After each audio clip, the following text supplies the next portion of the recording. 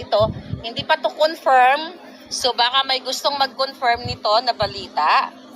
Na may na-receive kasi sa ako na 3 tao na nag-text, isa sa Malacanang, yung dating nandoon sa loob, then yung dalawa na nagtrabaho din kay Bangag, allegedly si Bangag ay isinugod sa hospital. So gaano katotoo na Bangag dahil sa kidney problem mo ay sinugod ka sa ospital?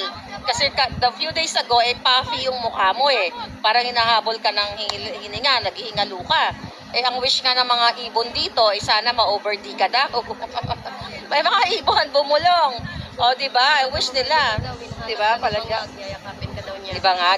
Andyan. Daming nanood sa'yo palangga. Tinalbugan mo ko Gusto mo ako sa pabo ng kalindog ko. Pero ang ganda ko dyan. Sa Perry na rin. Paano tatanggal? O, diba? Ang ganda ko dyan. O, diba? Dapat may mga ganon. O, lilipat na ako dyan. Anyway. So, yun nga mga kababayan.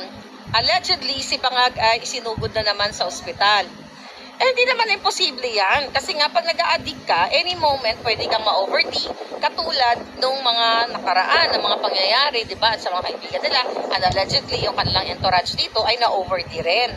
So, pag mga ganong klaseng, ganong galawan na nag-a-addictus, talaga namang magkakaroon ka ng problem sa buhay mo.